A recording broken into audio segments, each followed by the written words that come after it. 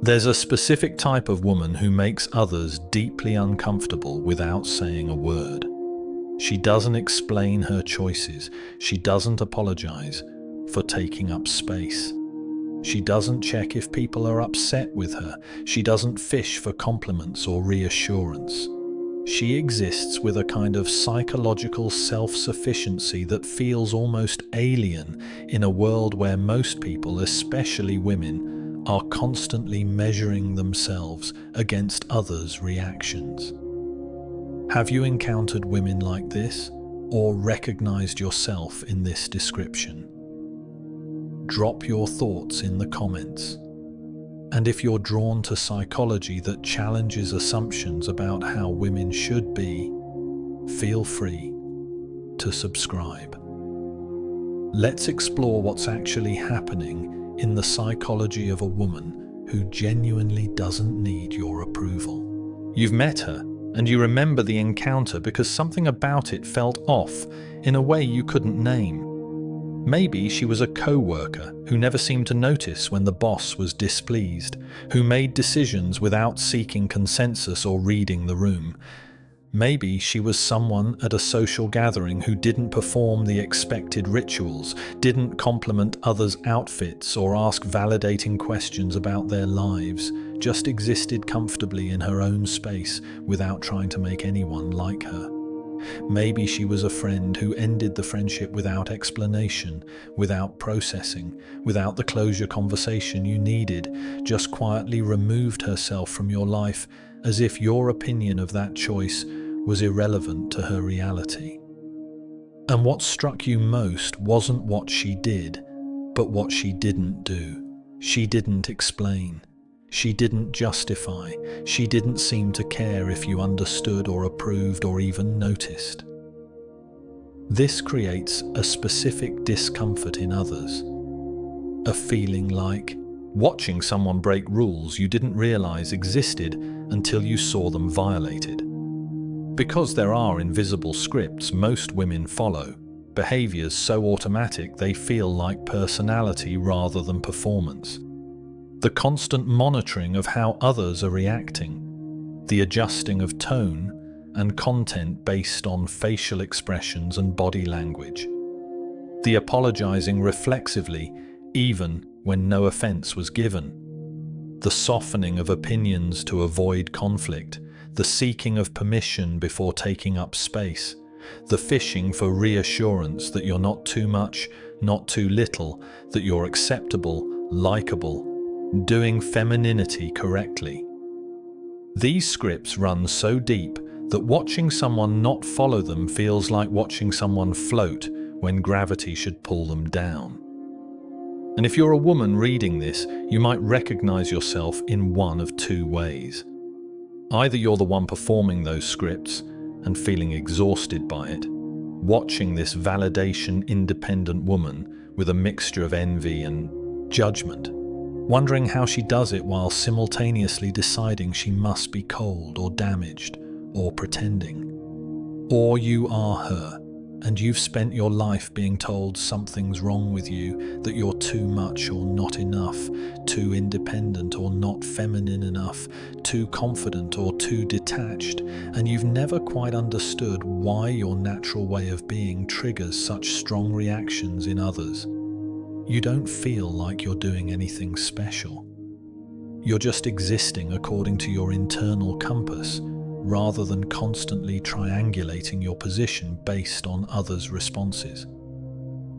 But somehow, this basic act of self-direction is read as aggression, as arrogance, as a rejection of the social contract that everyone else signed without question.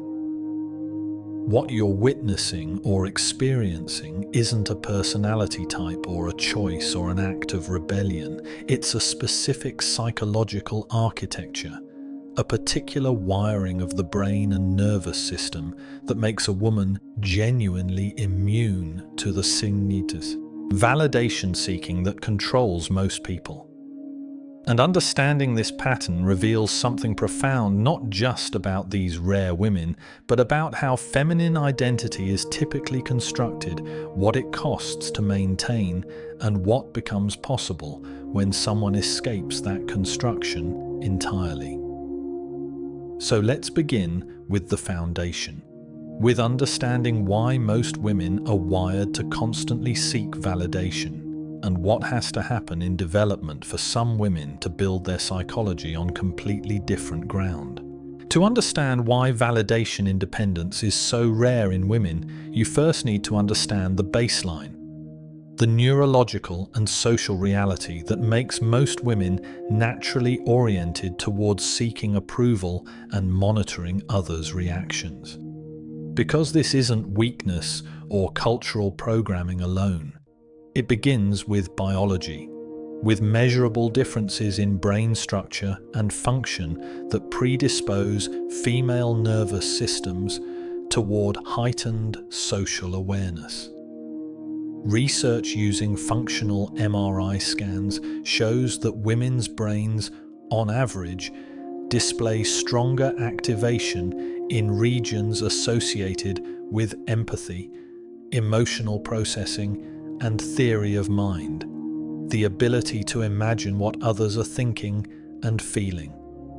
The mirror neuron system, which allows us to internally simulate others' emotional states, tends to fire more intensely in female brains when observing social interactions or emotional expressions. This heightened social sensitivity served clear evolutionary purposes. Throughout human history, female survival depended less on individual physical dominance and more on social integration, on maintaining relationships within groups, on reading subtle cues that indicated safety or threat. A woman's access to resources, protection, and support for raising vulnerable offspring came through her position within social hierarchies and her ability to maintain connections. The nervous system adapted accordingly, developing exquisite sensitivity to facial expressions, vocal tones, and the minute shifts in others' behavior that signal approval or rejection. This isn't learned behavior, it's hardwired responsiveness that begins in infancy, with female babies showing stronger preference for faces and greater distress at social disconnection than male babies on average. Then socialization takes this biological predisposition and amplifies it into something much more powerful. From early childhood, girls receive consistent messaging that their value lies in how others perceive them, in being liked rather than respected, in maintaining harmony rather than asserting boundaries. Studies show that parents interrupt daughters more than sons, that teachers give boys more attention and autonomy while praising girls primarily for compliance and neatness. Girls learn that expressing anger or assertiveness brings social punishment, being called bossy, aggressive, difficult, while boys expressing identical behaviors are seen as showing leadership potential. The feedback loop is constant and inescapable. Be nice, be accommodating, read the room, adjust yourself to others' comfort, apologize for existing too loudly or taking up too much space. This creates a specific attachment pattern in many women's psychological development. Attachment theory describes how early relationships with caregivers shape our expectations about connection and our strategies for maintaining it.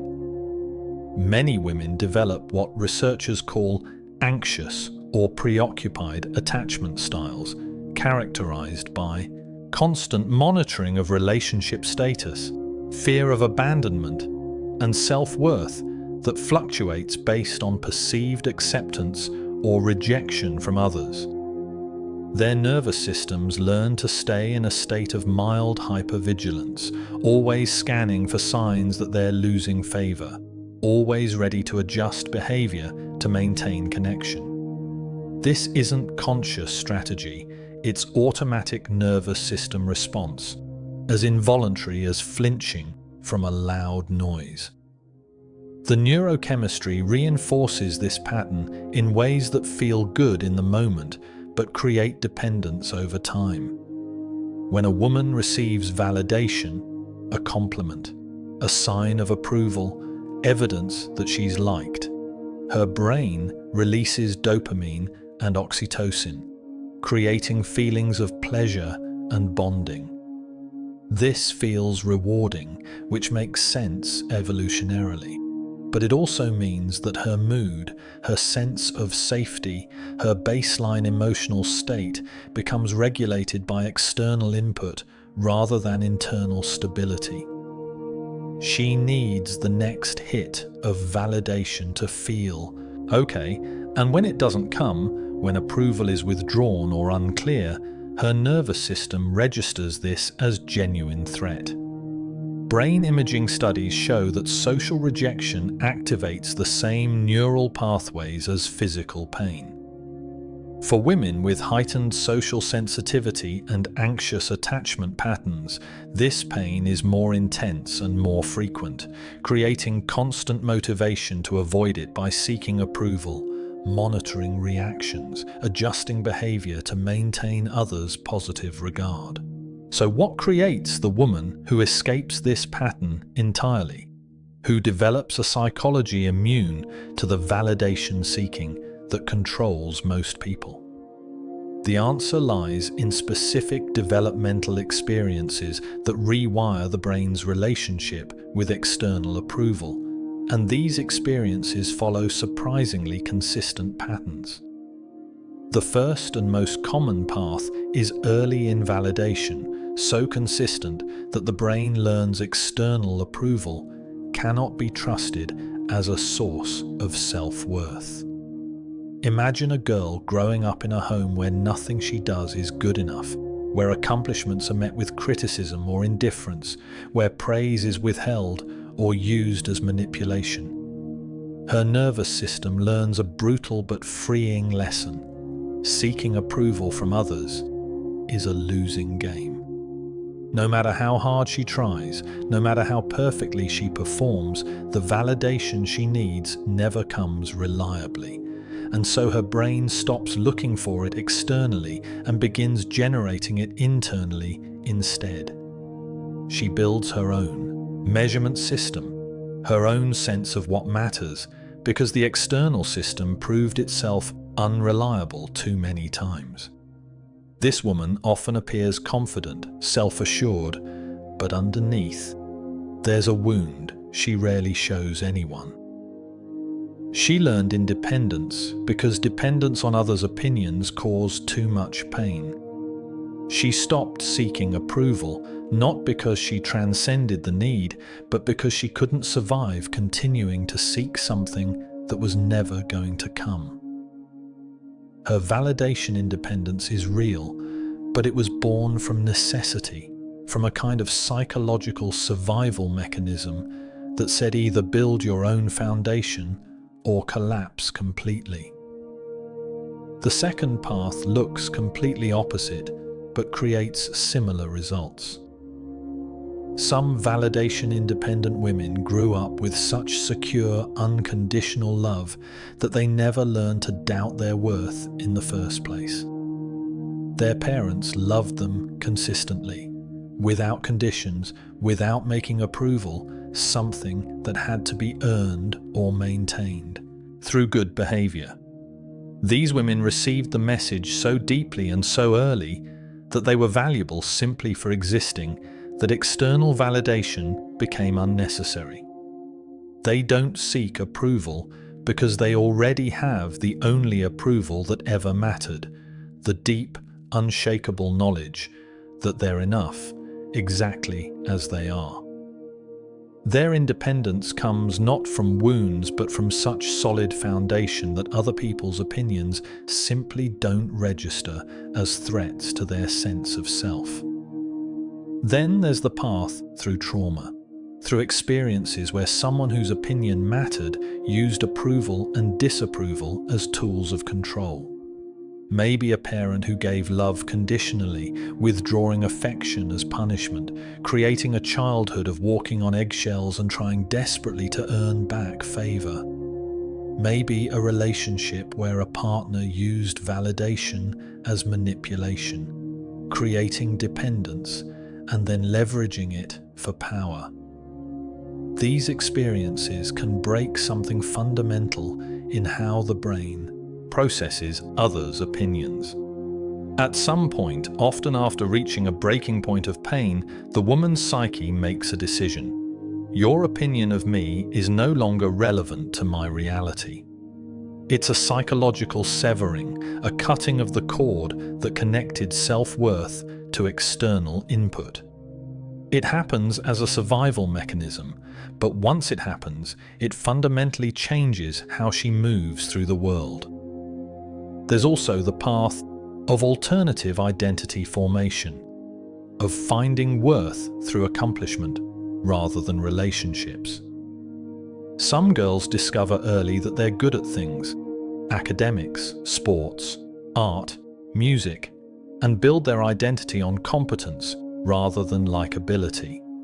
They get dopamine hits from mastering skills, from solving problems, from creating things, and these internal rewards become more reliable and more satisfying than social approval. Their brains wire differently, prioritizing achievement-based self-worth over relationship-based self-worth. This is traditionally how boys are raised, encouraged to develop through doing rather than through being liked. But some girls find this path naturally or through circumstance, and it creates a woman who measures herself by her own standards, her own goals, her own sense of whether she's living according to her values rather than constantly checking if others approve of her choices. But underneath this apparent strength, underneath the confidence and self-sufficiency that others see and sometimes envy, there's a cost that remains invisible to everyone watching. Because validation independence, especially when it's born from wounds rather than secure attachment, often brings with it a loneliness so profound that the woman carrying it has learned not to name it, even to herself. She looks independent to the world, untouchable and self-contained, but what others interpret as strength is sometimes a wall so high and so thick that nothing can penetrate it, including the connection she actually needs, but has taught herself to live without. The psychology of validation. Independence often begins as protection and then calcifies into something closer to a prison. She learned early that needing others made her vulnerable, that caring what people thought gave them power over her, that seeking approval meant handing control of her emotional state to people who might withdraw it at any moment. So she built defenses, and those defenses worked. They kept her safe from the pain of rejection, from the humiliation of needing something from someone who wouldn't give it, from the devastation of being found insufficient by people whose opinions she cared about. But now, years later, those same defenses keep out everything, not just the judgment and the criticism, but also the genuine care, the authentic connection, the safe relationships where vulnerability wouldn't be weaponized against her. Deep down, underneath the independence, there's often a wound she protects fiercely, the memory of what happened when she needed someone and they weren't there. Maybe it was a parent who was emotionally unavailable, leaving her to manage feelings too big for a child to process alone. Maybe it was a partner who used her vulnerabilities against her, turning her confessions into ammunition during arguments. Maybe it was a friend group that abandoned her the moment she stopped, performing the version of herself they wanted. Whatever the original wound, it taught her nervous system a lesson it has never forgotten. Needing people is dangerous. Depending on anyone makes you weak. Caring what others think gives them the power to destroy you. And so she stopped. She stopped needing. She stopped depending. She stopped caring. Or at least she convinced herself she did. But you can't actually eliminate human needs through force of will. You can only bury them, deny them, build walls around them so thick that you sometimes forget they exist. And this creates a particular kind of suffering that's hard to explain to people who've never experienced it. She's lonely, but she can't admit the loneliness, because admitting it would mean acknowledging she needs something from other people, and that need feels like the very weakness she's spent years transcending. She wants connection, but she's terrified of it because every time someone gets close, her nervous system starts screaming warnings about what happened last time she let someone in. This shows up in her relationships in ways that look like strength but feel like isolation. When someone compliments her, she dismisses it immediately, unable to simply receive the positive reflection without suspecting manipulation or questioning the person's motives. When a partner tries to help her, she interprets it as an attempt to control her or a statement that she's incapable, pushing away the very support that might actually feel good if she could let herself accept it. When friends express concern, she hears judgment, hears them saying she's not handling life correctly, hears them positioning themselves as superior. Her defenses are so automatic that she can't distinguish between genuine care and the conditional approval that hurt her in the past, so she treats everything as potential threat. The deepest paradox is this: she doesn't need validation from others, but she also doesn't allow genuine connection with others. The armor that once protected her from pain now prevents her from experiencing the intimacy she actually wants, but has convinced herself she doesn't need. She's not invulnerable.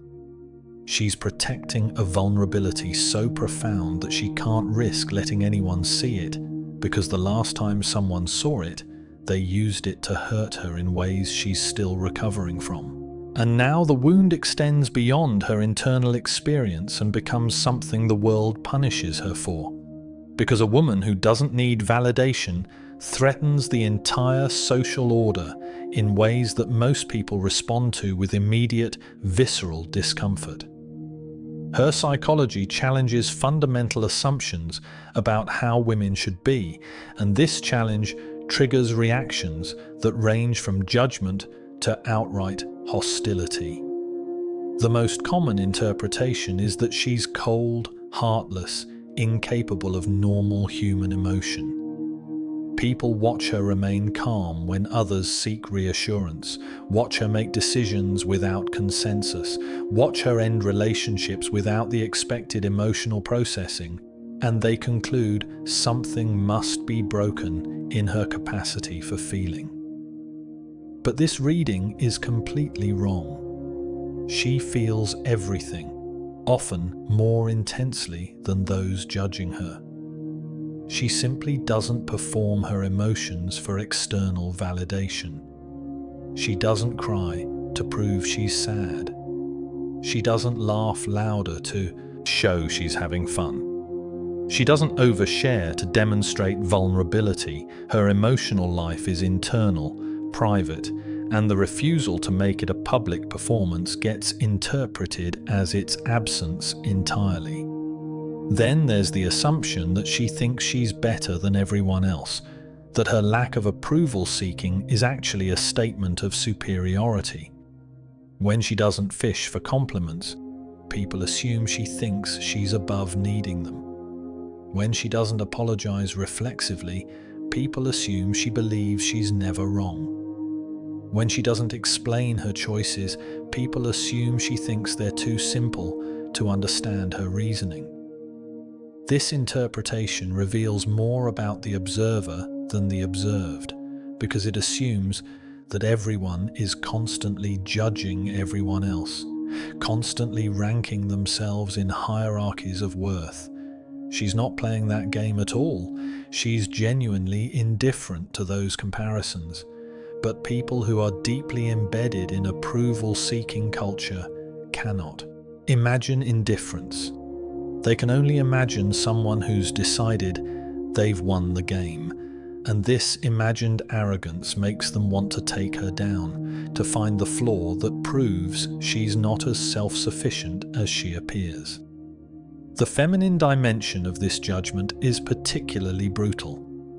Traditional femininity, as culturally constructed, is inseparable from approval-seeking and people-pleasing. A woman is supposed to be attuned to others' needs, to smooth social situations, to make people comfortable, to be likable above all else. A woman who doesn't perform these behaviors, who doesn't soften her edges or adjust her presence based on others' comfort levels, is read as masculine, as not feminine enough, as somehow failing at womanhood itself. She gets called words meant to shame her back into line: cold, harsh, difficult, intimidating. Men tell her she'd be prettier if she smiled more. Women tell her she needs to be more approachable, more warm, more willing to engage in the social rituals that build connection. Both are really saying the same thing. Your refusal to perform traditional femininity makes us uncomfortable, and we need you to change so we can feel better.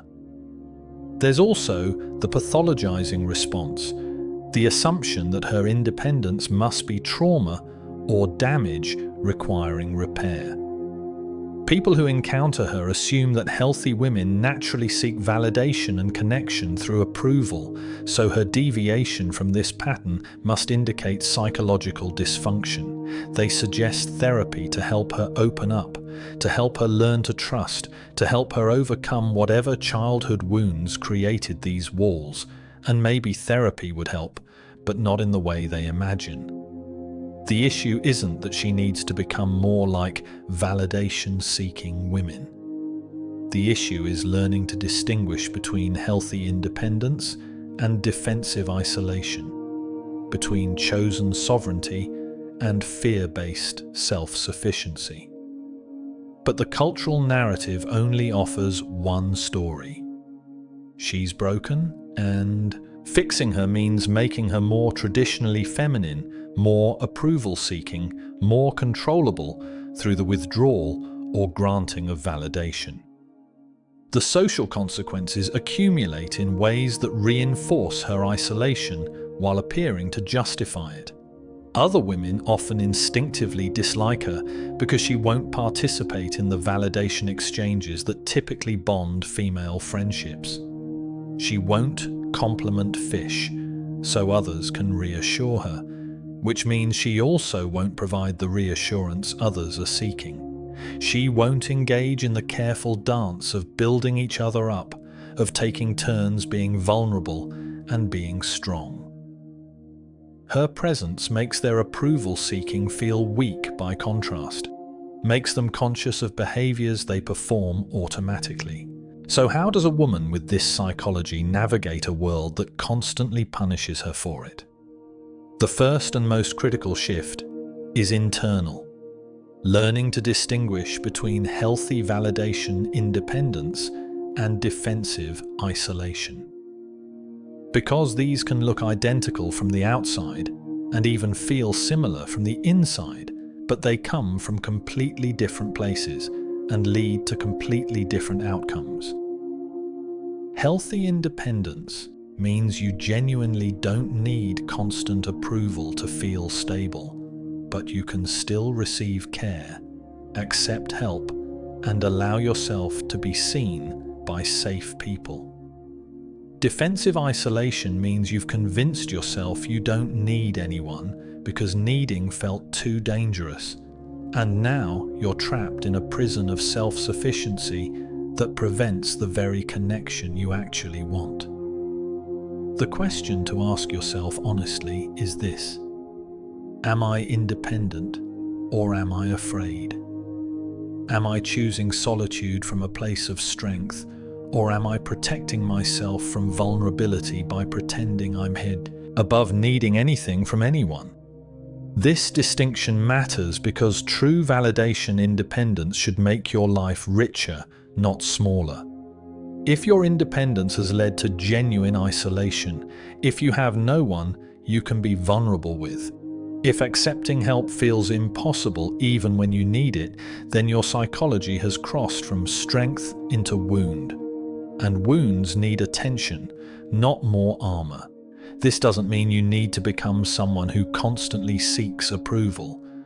That would be asking you to betray your fundamental wiring. It means learning to let safe people in without it threatening your sense of self, learning that accepting support doesn't make you weak, learning that being seen doesn't automatically mean being controlled. Finding your people becomes essential, and your people are not going to be the majority.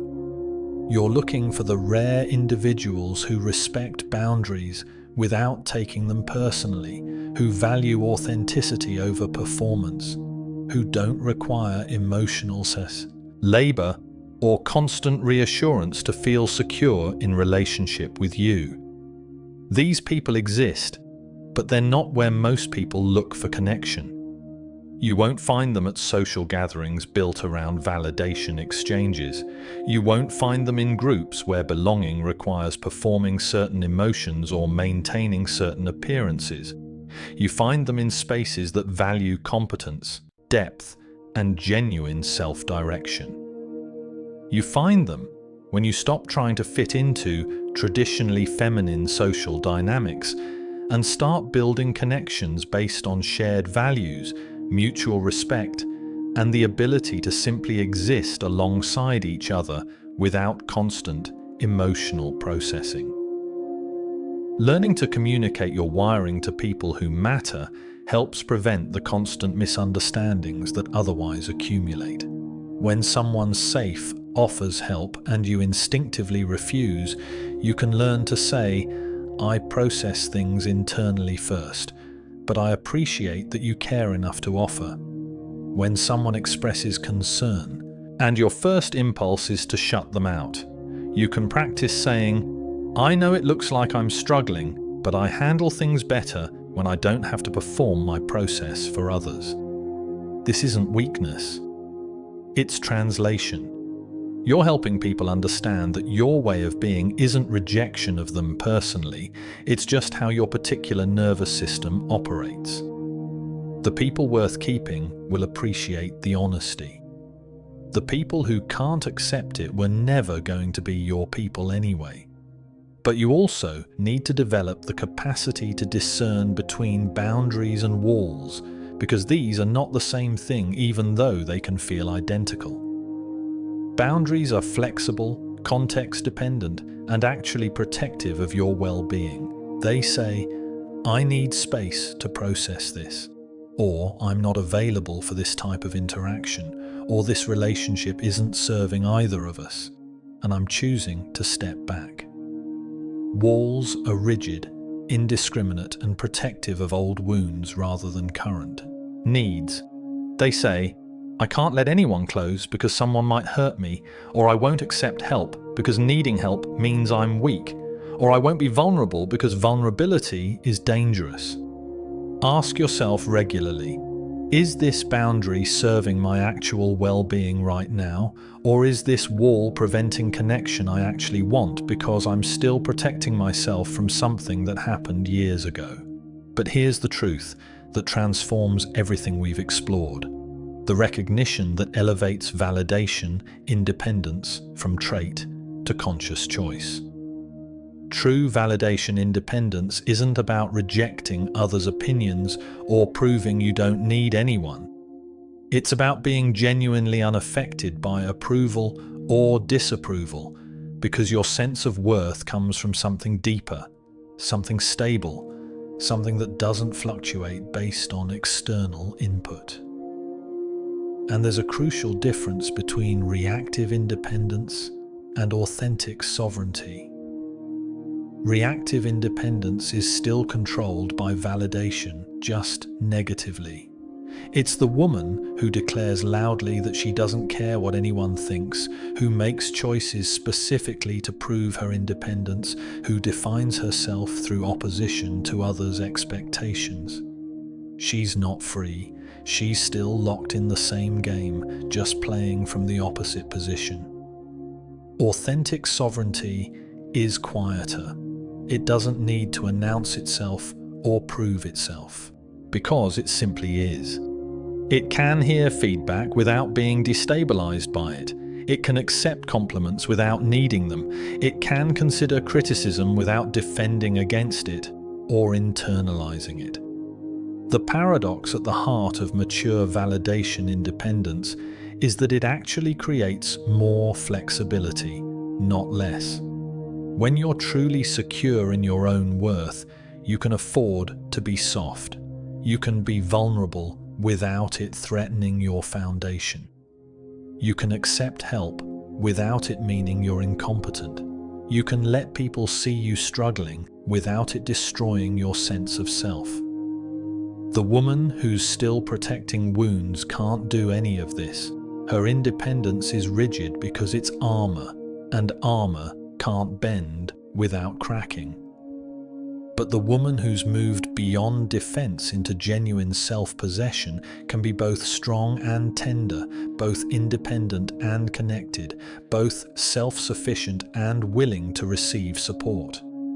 She doesn't need validation, but she also doesn't reject connection. She's simply free to choose what serves her without fear controlling the choice.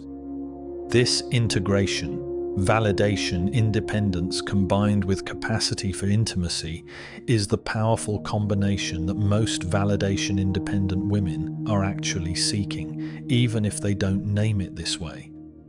It means you can maintain your internal compass, your self-direction, your refusal to adjust yourself for others' comfort, while also allowing safe people into your inner world.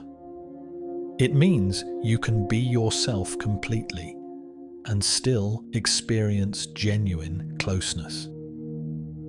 It means independence becomes a feature of your strength rather than evidence of your wounds. And reaching this place requires honest inventory. Where is my independence authentic? And where is it armor? Where am I protecting myself from real threats? And where am I protecting myself from vulnerability I actually want but have learned to fear? There's also the question of femininity itself, which validation-independent women often struggle with because femininity has been so thoroughly defined through approval-seeking and people-pleasing. Can you be validation-independent and still feminine? The answer depends entirely on how you define femininity. If femininity means accommodating others, softening yourself, making people comfortable at your own expense, then no, validation, independence, and traditional femininity are incompatible. But perhaps true feminine power isn't in pleasing others. Perhaps it's in self-determination, in knowing yourself so deeply that others' opinions become interesting data rather than threats or guidelines. Perhaps the women who changed history, who shifted culture, who lived according to their own vision, were never trying to be likable. They were trying it to be true. And truth, when it's genuinely embodied, doesn't need validation because it exists independently of whether anyone recognizes or approves of it. So the invitation isn't to become more like validation-seeking women or to defend your independence more fiercely. The invitation is to evolve beyond the binary entirely, to become neither people-pleaser nor island, to develop sovereignty that allows connection, strength that permits tenderness, independence that's chosen rather than defended. To ask yourself, what would I do if I truly didn't need anyone's approval? And then ask the harder question, am I already living that, or am I still proving it? Because if you're still proving it, you're not free yet. You're still controlled by the very validation you claim not to need. Some women develop immunity to the validation that controls most people. This isn't superiority or damage, it's a specific psychological architecture with its own gifts and costs, its own strengths and blind spots. Notice where your need for approval controls you and where your independence protects or isolates you. The goal isn't to become someone you're not, but to understand who you actually are beneath both the performance and the defenses. What other psychological patterns in women should we explore? Drop your ideas in the comments. If this helped you understand yourself or the women in your life, make sure to like, subscribe, and turn on the notification bell for more explorations into human psychology. You don't need anyone's permission to be who you are, including permission to admit you sometimes want to be seen.